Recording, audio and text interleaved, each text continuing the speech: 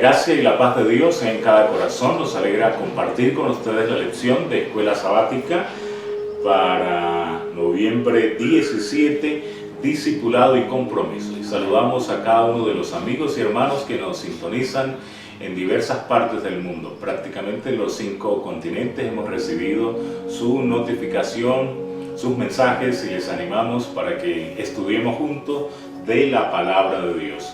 Nuestra lección de hoy tiene que ver con el discipulado y el compromiso que debemos asumir. Es una solemne obra que recae sobre cada uno de nosotros y vamos a ser bendecidos en este estudio, que podamos, así como nos comprometimos por los votos bautismales a vestirnos de la justicia de Cristo, que podamos imitar a Cristo en este camino del discipulado. Vamos a pedir la dirección del Señor a través de una oración con el pastor Orlando. Oremos. Querido Señor, amante Padre, estamos agradecidos por todas las bendiciones que cotidianamente recibimos de tu mano. Te pedimos, Señor, que tú bendigas a los que a través de estos medios nos escuchan y nos ven, para que también en sus necesidades particulares de cada uno de ellos tú las puedas suplir en conformidad a tu voluntad. También las nuestras, de cada hijo tuyo que invoca tu nombre, y permita que seas tú nuestro maestro en esta lección, que podamos aprender de ti y que seamos canales sin obstáculo para que a través de nuestro medio fluya tu palabra. En Cristo Jesús te lo pedimos todo. Amén. Amén. Muy bien, entonces vamos a ver el primer subtítulo, Llevando nuestra cruz. Y dice la primera pregunta: ¿qué deben aceptar todos aquellos que siguen al Señor como sus discípulos? ¿Está limitada esta invitación solo a los primeros 12 discípulos? El pastor Orlando nos va a comentar la primera pregunta. Bueno, entonces nos dice que lo que debemos aceptar es lo que decía la introducción: todos debieran aprender una lección, y que son individualmente responsables ante Dios. ¿Por qué? Dice, porque el conocimiento que recibimos, el contacto con ese Jesús, dice en Hechos 4:20, no podemos dejar de decir lo que hemos visto y lo que hemos oído. Y eso se ve a través de los evangelios. Pero aquí nos habla en Mateo 16:24, entonces Jesús dijo a sus discípulos: si alguno quiere venir en pos de mí, o sea, porque todos a veces queremos, pero tenemos que llenar condiciones. Y una de las primeras condiciones es negarnos a nosotros mismos, tomar su cruz y seguirle. Ese negarnos seguramente a los frutos de la carne, el adulterio, a veces la fornicación, la lascivia, los celos, los pleitos, las iras, las contiendas, las orgías, muchas de esas cosas que están apegadas al ser humano, que forman parte ya de su carácter. Tiene que, con ayuda del Eterno, dice, hacer un esfuerzo para negarse a esos frutos que no son los frutos espirituales, y lógicamente poderle seguir. Porque todo el mundo de boca quisiera seguirle, pero necesitamos con hechos. Pero me llama la atención que en Lucas 9:23 nos dice ya el tiempo, porque podemos hacerlo por la cuaresma cada año. Pero dice, tome su cruz cada día y sígame. O sea, no es por la cuaresma, cada mes, ni siquiera cada semana, sino cada día. Por eso Pablo decía, cada día muero a esos deseos carnales que batallan en nuestros miembros. Para venir dice Jesús fue un ejemplo, dice, para venir a ser varón de dolores, experimentado en quebranto, a fin de librar al hombre de las consecuencias de la desobediencia, porque la paga del pecado es muerte. También la parte final dice, es la fragancia del amor para con nuestros semejantes, lo que revela nuestro amor para con Dios. Dios sostiene y fortalece al que desea seguirle en la senda de Cristo. Así que está limitada esta invitación solo a los primeros discípulos. Dijo el Señor, no solamente ruego por esto, sino por los que han de creer por la palabra de esto, dice en San Juan 17. Entonces Dios desea que nosotros todos nos unamos. De gracia recibiste, da de gracia. No podemos convertirnos en más muertos, sino como el mar de Galilea. Recibimos y damos. Y que podamos ser corrientes que salten para vida. Bueno, viene una parte que es la segunda. ¿Es posible ser uno de los discípulos de Jesús sin llevar nuestra cruz y seguirle? Es la primera parte de esta segunda pregunta. Viene una segunda, de esa segunda dice, ¿es suficiente si lo hacemos solo de vez en cuando? Hermano Samuel. Sí, muchas gracias. Sí, muy importante. Entonces, pues no va a ser posible ser un discípulo de Jesús sino llevar su cruz, porque es apropiarse de Él, es seguir el camino que Él nos ha trazado, y por eso dice, el que no lleva mi cruz y viene en pos de mí, definitivamente el Señor nos dice ahí en Lucas 14:27, no puede ser mi discípulo. Y también en la segunda parte, y como ya lo mencionaba también el pastor en la primera parte del Evangelio de Lucas, que habla de cada día, ahora en San Juan lo enfatiza con el tema de la permanencia. Entonces no es suficiente solo, esporádicamente, una relación temporal, sino es una relación profunda, estrecha. De hecho, para San Juan, ese amor a Dios, ese énfasis lo plantea como la comunión. La primera carta de Juan, capítulo 1, siempre enfatiza la importancia de la comunión. Y aquí nos dice en San Juan 8:31, si vosotros permaneceréis en mi palabra, seréis verdaderamente mis discípulos. También habla de un sentido de sinceridad, porque habla de ser verdaderamente mis discípulos. Así como en la primera parte también había un grado de responsabilidad al tomar la cruz.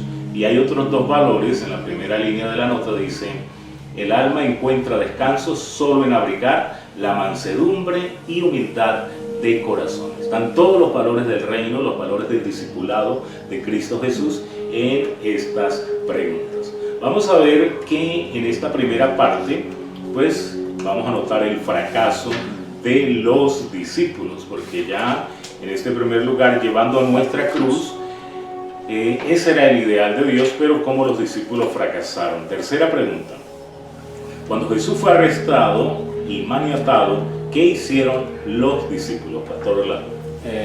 Bueno, es interesante también notar que ese primer ítem que era llevando nuestra cruz, es que si Cristo no hubiese tenido que llevar esa cruz, ser humillado, ser también, llegar a experimentar la mansedumbre, pues todo el mundo sería cristiano.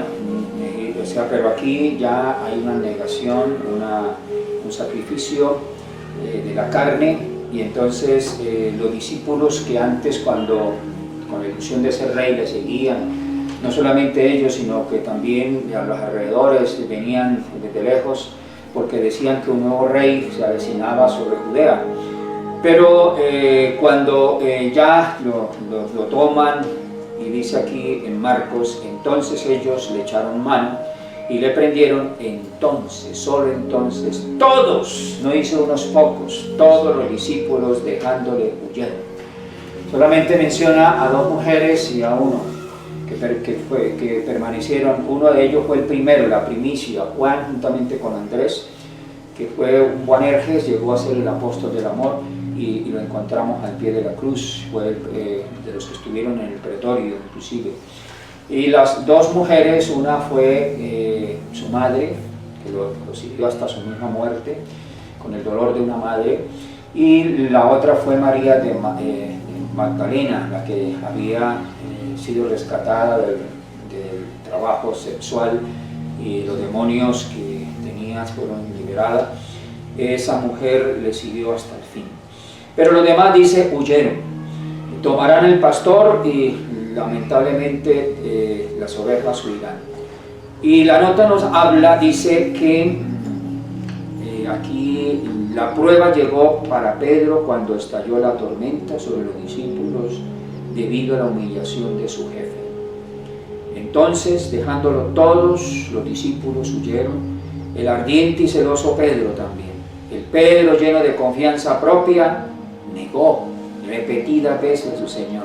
Después se arrepintió amargamente, pero este ejemplo debiera ser una amonestación para todos, para que todos nos guardemos de la confianza propia. Ese Pedro que ha dicho, otros te negarán, pero yo jamás, yo no, resultó negándolo. ¿Y de qué manera? Ese que primero sacó la espada para ahogarle la cabeza a Malco, pero en el momento que en la parte final resultó que hizo cosas que no debió haber hecho. Es la parte humana a veces nuestra, que con la boca decimos una cosa, pero con los hechos decimos otra.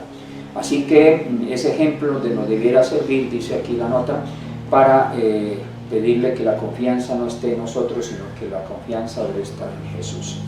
Por eso viene una cuarta pregunta que dice: ¿qué es imposible para aquel que no está dispuesto a seguirle y llevar cada día su cruz? ¿Qué es imposible para aquel? Y luego viene una segunda que dice: ¿qué hace ligero el yugo y la carga del Señor, hermano Samuel? Entonces, ante la falta de valor en esta última pregunta, ahora en la cuarta ya nos va a enfatizar la obediencia y la sumisión. ¿Qué va a ser imposible? Pues definitivamente ser un discípulo de Jesús, ¿no? Porque no está vinculado con él. Y el texto bíblico de Mateo 10:38 dice: si no toma la cruz, si no sigue al Señor en pos de mí, dice, no es digno de mí. O sea, no puede tener ese título de cristiano. Ahora está ese hecho del yugo, pero no hay que tomarlo como algo negativo, como algo pesado. Jesús había hablado en los capítulos 5 al 7 del Sermón del Monte. Ese era su yugo, esa era la ley, esa era la Torá, que también los rabinos lo comparaban con un yugo. Y él dice: mi yugo es fácil y ligera mi carga. Creo que para que ese yugo, para que la obediencia a los mandamientos sea fácil, debemos entender la esencia de la ley de Dios, que es el amor. Amén. Si lo hacemos por amor, pues va a ser fácil guardar esos mandamientos. Entonces notamos un sentido de obediencia, un sentido de sumisión que sale de lo más profundo del corazón. No es una obediencia forzada, sino que ya nos amó tanto el Señor que dio su vida, como no hemos nosotros de amarle. Y dice también el espíritu de profecía: todo interés mundano debe subordinarse a la gran obra de la redención. Lo más precioso, lo más valioso fue el plan de redención. Si tan solo uno de nosotros hubiese pecado por esa persona, Cristo hubiese venido a morir. Por lo tanto, debemos darle ese valor a las almas, valorarnos nosotros mismos y estar dispuestos en obediencia y en sumisión. Vamos a ver el siguiente. Antes de pasar, me llama la atención en la nota, hay tres partes de resaltar. El primero, hablando del yugo, porque volvemos otra vez a la parte agrícola en su antigüedad, que el yugo era parte de los bueyes y era la responsabilidad mayormente de esos bueyes, entre los dos, poder arar. Y eso tiene que ver con el título discipulado y compromiso. O sea, nosotros tenemos también tenemos compromisos, tenemos tareas, así como los bueyes tenían las tareas de arar con su yugo. Y ese yugo se hace ligero, como tú decías, cuando está basado en el amor. Entonces aquí dice: el que ama a padre y a madre más que a mí no es digno de mí. Entonces, ¿por qué pareciera? O sea, ya lo hemos tocado en los anteriores, porque el primero que nos dio a nuestros padres fue nuestro Dios. Entonces deberíamos nosotros en primera instancia amar al Señor, y lógicamente no quiere decir que no amemos a nuestros padres, sino en segundo plano, después de amar a aquel que nos dio a nuestros padres, deberíamos amar con todo el corazón también a nuestros padres. La otra es: la vida de Cristo constituye un libro de texto. Su ejemplo debe inspirarnos. O sea, Jesús llevó un yugo de responsabilidad, de salvación para el hombre. Ese yugo también es compartido a nosotros, que si amamos a nuestros semejantes, cuando vemos a un drogadicto, vemos en la situación que se encuentra, que se está destruyendo, que el pecado lo lleva a la muerte, el amor no debe estar a hacer algo por esa persona. Entonces ese yugo se hace ligero, se hace fácil, ese compromiso, porque es como cuando uno se casa sin amor. Ahora tengo que llevarme al mercado, tengo que ahora marcarle tarjeta a mi esposa, tengo que pedirle permiso. Pero cuando hay el amor de por medio, todo se hace natural, o sea, sale del corazón. Entonces el proyecto de salvación se va a hacer natural porque amamos al Señor y amamos a nuestro prójimo. Y la tercera dice, no es posición de talentos magníficos los que nos habilitan para prestar un servicio aceptable. O sea que en el caso de los discípulos, humildes pescadores, pero que se amaron primeramente a ese maestro y se abrieron a seguirle y a hacer su voluntad, nosotros también debemos hacer su voluntad con amor. Dios nos ayude. Ahora sí pasemos al otro ítem. Exacto, en ese ítem de guiados por el maestro encontramos que habían fracasado en esa experiencia previa a la crucifixión, donde no uno sino todos, quizás ahí vemos, siempre señalamos a Pedro, pero el texto bíblico dice todos los discípulos lo dejaron solo. También en Marcos, el que narra esa parte, inclusive él hace como una autobiografía porque habla de un joven que se cree que era el mismo Marcos, que también iba en una sábana, pero también dejó la sábana y salió corriendo. Entonces ahora el Señor quiere guiarlos. Miramos esto en la quinta pregunta, dice: ¿quién guía a los discípulos que escuchan la voz del Maestro? ¿Qué sucede en el valle de sombra de muerte? Bueno, este valle de sombra de muerte se nos convirtió en un valle después del pecado, porque era un Edén, era una delicia, la creación. Dice, Dios hizo al hombre recto juntamente con todo lo que le envolvía, pero lamentablemente el pecado nos trajo perversidades que trajeron consecuencias de desolación y se convirtió ese valle hermoso en un valle de muerte. Y por eso la Biblia nos menciona en San Juan 17:23, en el mundo tendréis aflicción, pero confiad. Pero sin embargo nosotros como humanos, cuando tenemos nuestros hijos, lo primero que pensamos es lo que les espera alrededor, porque el mundo, como dice en San Mateo 10, yo los envío a ustedes como ovejas en medio de lobos. El mundo se ha convertido en una jungla, donde a veces la ley del más fuerte, del más sagaz, y lógicamente nosotros tenemos que depender de aquel que nos puede ayudar en medio de esa jungla a poder subsistir. Entonces por eso habla de guía, cómo el maestro promete guiarnos, así como nosotros guiamos a nuestros hijitos. Tratamos mucho cuando van a la escuela, los acompañamos en la puerta cuando están pequeños, y aún cuando están grandes estamos pendientes si llegaron o no llegaron. Entonces hay alguien que nos guía similarmente como hacemos nosotros los padres con nuestros hijos, y ese alguien es nuestro Maestro Jesús. Entonces por eso en San Juan dice: a este abre el portero, y las ovejas oyen su voz, y sus ovejas llama por nombre, y la saca, porque no podemos nosotros convertir el mundo en monasterios, donde estamos allá metidos, enjaulados hasta cierto punto, sino que no lo que los quites del mundo, pero que los guardes del mal, pero tenemos que afrontar el mundo, salir a buscar la comida. A veces la persona se monta en una moto y en poco tiempo tiene que llegar a su oficina, y cuando son largos trayectos, entonces siempre corre riesgos, y ahí donde se tiene que salir, pero no salir solo, sino acompañado con ese maestro. Y nos habla, ¿quién es ese maestro que nos guía? Dice, pues para esto fuiste llamado, porque también Cristo padeció por nosotros, dejándonos ejemplo, para que sigáis las pisadas. Tenemos alguien que nos dejó huellas, donde nosotros tenemos que transitar por esas huellas y no salirnos de ellas, porque corremos riesgos. Y el Salmo 23, que es muy conocido, muchos nos lo hacemos de memoria, dice que Él confortará nuestra alma, porque a veces en ese valle de lágrimas lloramos, nos vienen momentos críticos. Hay, como dice ahí en el Cantares 3, todo tiene su tiempo, tiene su hora. Hay tiempo de reír, pero a veces nos llega el tiempo de llorar. Entonces, pero dice que confortará mi alma, me guiará por senda de justicia, porque a veces no encontramos justicia, encontramos lo contrario, y eso no es fácil, tener que asimilar, tener que ver la injusticia a nuestro alrededor. Pero Él nos guiará por senda de justicia, por amor a su nombre. Aunque ande en valle de sombra de muerte, no temeré mal alguno, porque tú estarás conmigo. Esa es la parte más interesante, como el niño que va de la mano de su madre o va de la mano de su padre a la escuela, se siente seguro, pero cuando está solo llora. Entonces nosotros debemos estar siempre con ese Jesús, con ese Maestro, porque tú estarás conmigo, y tu vara y tu callado me infundirá aliento. Eso nos da psicológicamente fortaleza. Entonces el gran pastor se esfuerza, dice, se esfuerza lo indecible por llamar por su nombre a sus ovejas, invitarlas a seguir sus pasos.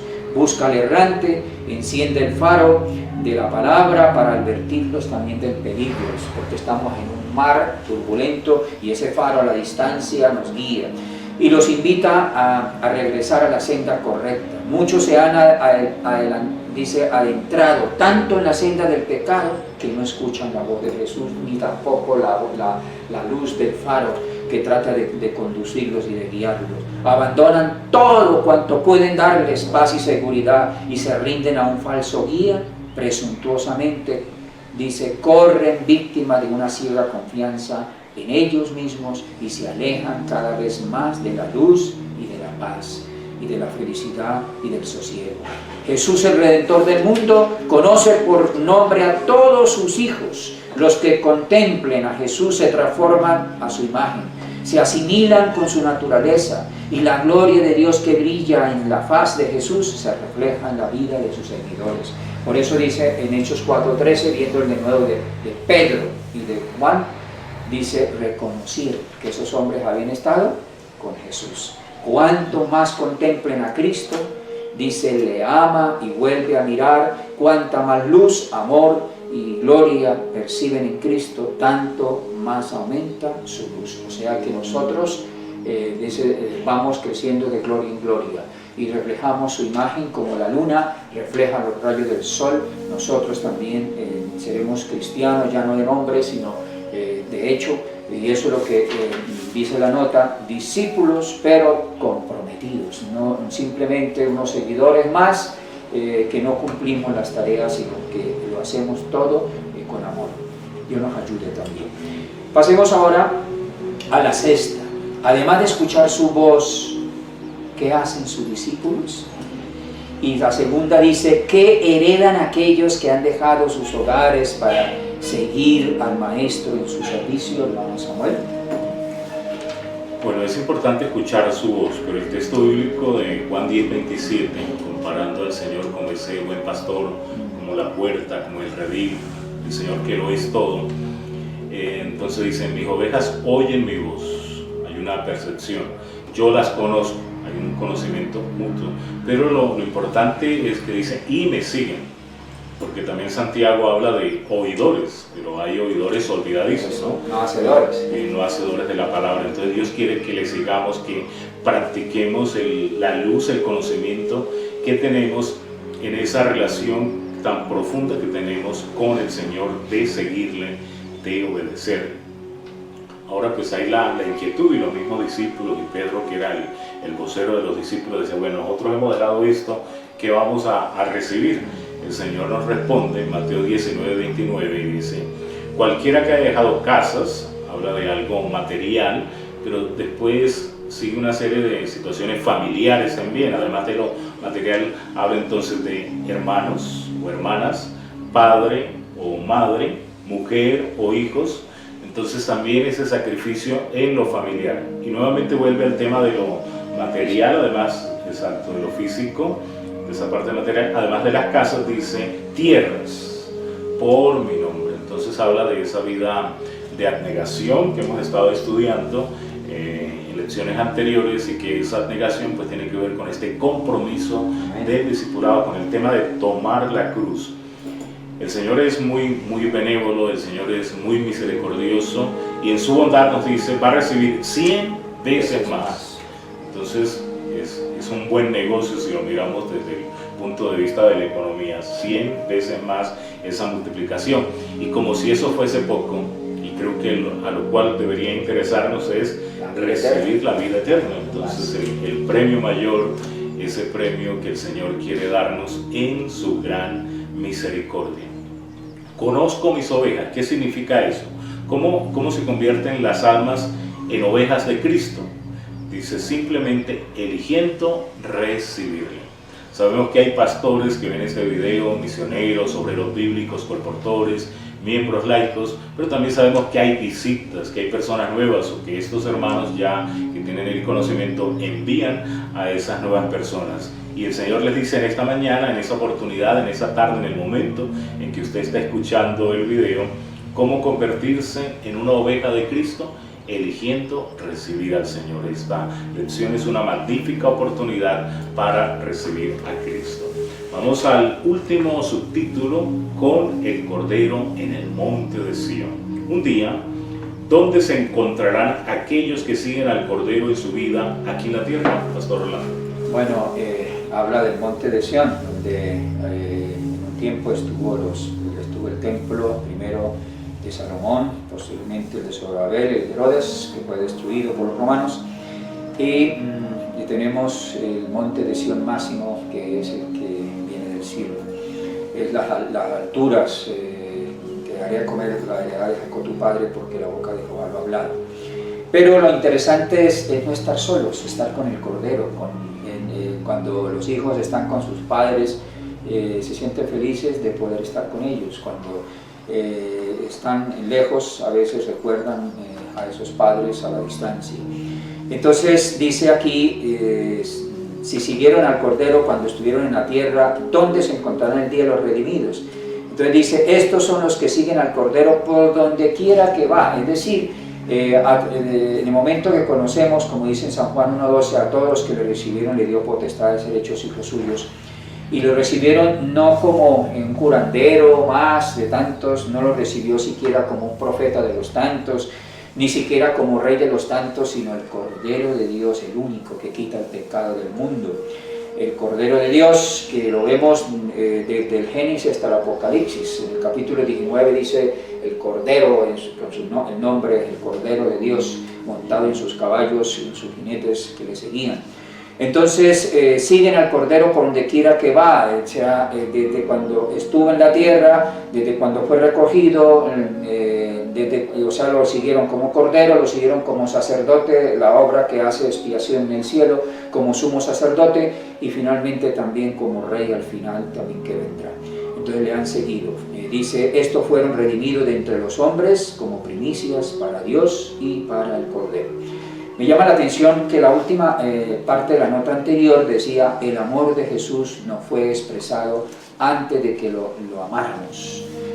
O sea, el amor es el que nos liga para seguir a alguien. Cuando nosotros nos enamoramos, ahora dejamos a nuestros padres y seguimos a la que va a ser nuestra comprometida y finalmente llega a ser nuestra esposa. Y estamos con ella, vienen los hijos y también les amamos. Y los hijos nos amarán a nosotros y nosotros le amamos también a ellos.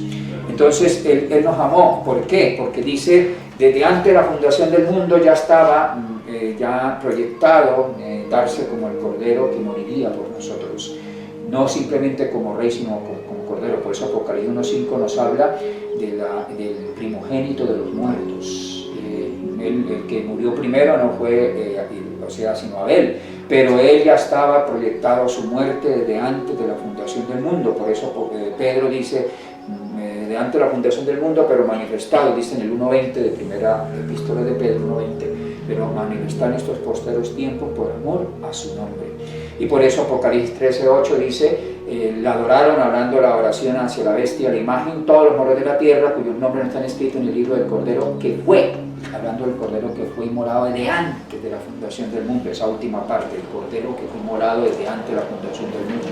Entonces eso lleva a que le sigamos por amor. El Señor tiene un pueblo en la tierra que sigue al Cordero por donde quiera que va. Sigue al Cordero por donde quiera que va, al Cordero de Dios, no al Rey, porque Judas le seguía porque era Rey. Y muchos querían seguirle porque era rey. Y Jesús dijo, ustedes vienen por los panes y los peces, vienen por interés, ¿cuánto vale eso? O sea, le seguían por interés, pero no por amor. Pero estos que siguen al Cordero es que han entendido que gracias a esa víctima inmolada en la cruz hemos sido redimidos. Y eso dice, nos has hecho como reyes, como sacerdotes, nos has hecho. O sea, ven que gracias a ese verbo hecho carne, a ese Cordero que murió para pagar la culpa, entonces ahora le seguimos con amor. Tiene sus millares que no han doblado rodillas delante de Baal. Cuando entendemos el amor de Él, ahora le seguimos hasta la misma muerte. Los tales estarán en pie junto a Él en el monte de Sión, pero deben permanecer en esta tierra resguardados con toda la armadura, listos para ocuparse en el trabajo de salvar a aquellos que están están a punto de perecer, o sea que estamos arrancando tizones, arrancado del incendio. Plan rescate, estamos rescatándole almas de las garras del enemigo. Hemos de seguir al Cordero de Dios donde quiera que vaya, como ya dijimos, María Magdalena, como Juan el Evangelista y María la Madre, que le siguieron hasta el fin. Seguirán al Cordero en las cortes también celestiales. Solo si siguen aquí, no debemos seguir a Cristo a intervalos, o sea, a medias, por momentos, por la cuaresma, no. No, debemos seguirlos en cada vida diaria, cada día. Seguirlo en sus sufrimientos, porque muchos le siguieron cuando todo andaba bien, pero cuando le echaron mano y lo prendieron y vieron que lo llevaban a la cruz y que le venía una cantidad de problemas, lo abandonaron y se fueron. Eso nos puede pasar a nosotros, que en medio, dice la sierva de Dios, que a falta de las persecuciones, muchos estamos dentro de la iglesia, pero reavívase la persecución, el fuego de la persecución, y muchos vamos a abandonar tristemente al pueblo de Dios. Aunque Él me matare, decía Job, en Él esperaré.